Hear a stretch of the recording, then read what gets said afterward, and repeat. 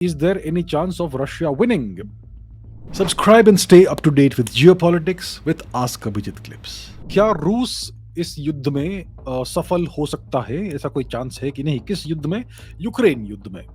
इस समय Ukraine conflict चल रहा है, जो एक्चुअली रशिया और नेटो यानी कि रशिया और यूएस के बीच का एक प्रॉक्सी वॉर है।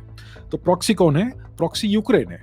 यूक्रेन यूएस का प्रॉक्सी है या फिर नेटो का प्रॉक्सी है। तो प्रश्न ये है कि क्या रूस के पास कोई ऐसा चांस है कि वो जीत सके इस युद्ध में? तो हमें डिफाइन करना होगा कि सक्सेस क्या है, जीत क्या है फॉर रशिया।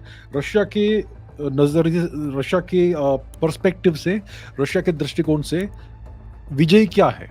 तो रशिया का ऑब्जेक्टिव बहुत हद तक क्लियर है। वो डोनबास रीजन को मुक्त करना चाहते थे यूक्रेन से, क्योंकि वहां पर रशियन स्पीकिंग लोग रहते हैं जिनको 2014 के बाद से बहुत ही ऑपरेस किया है यूक्रेन ने।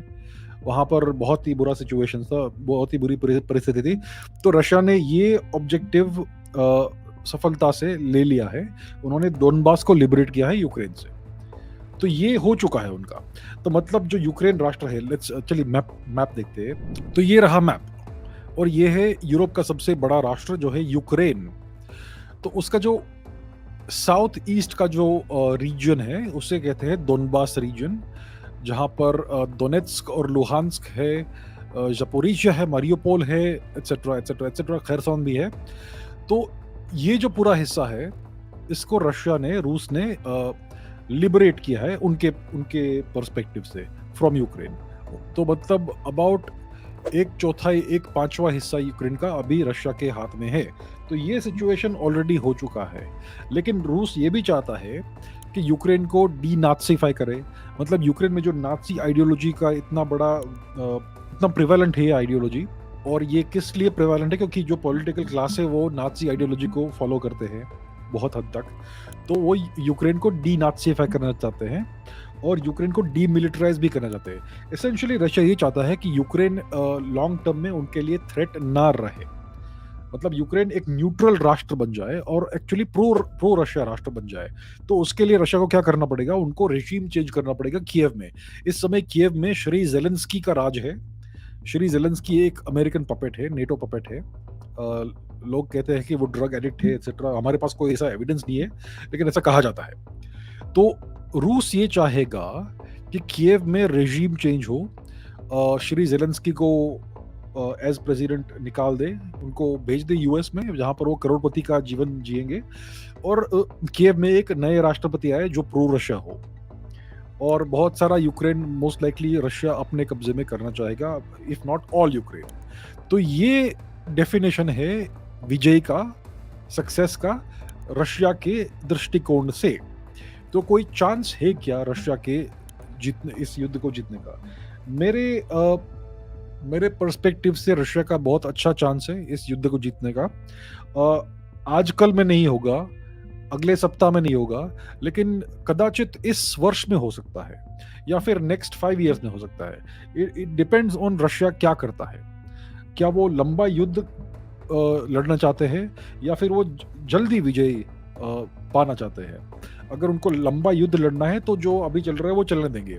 लंबे लंबे बैटल्स, लंबे लंबे कैंपेन्स, जैसे कि बाखमुत का बैटल हुआ जो 224 डेज तक चला, बहुत धीरे, और जिससे यूक्रेन का बहुत सारा सिग्निफिकेंट जो फोर्स है, जो उनके रेजिमेंट थे और ये सब थे, ब्रिगेड थे, वो सब खत्म हो गए, नष्ट हो गए उस बैटल में।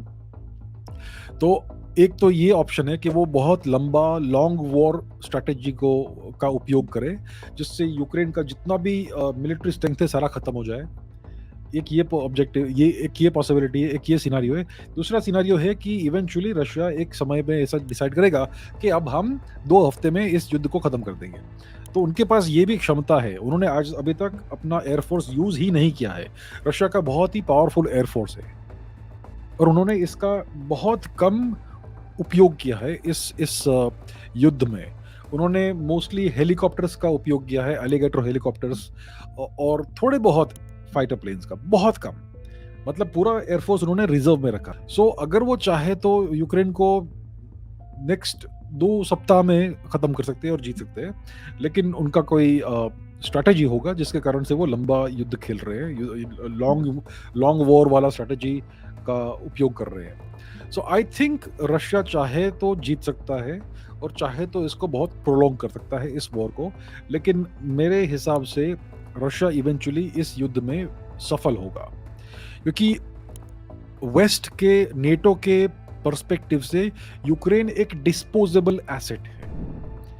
यूक्रेन उनके लिए एक चेस गेम में सिर्फ एक पॉन है, उसको वो सैक्रिफाइस कर सकते हैं, उससे उनका कोई नुकसान नहीं होगा।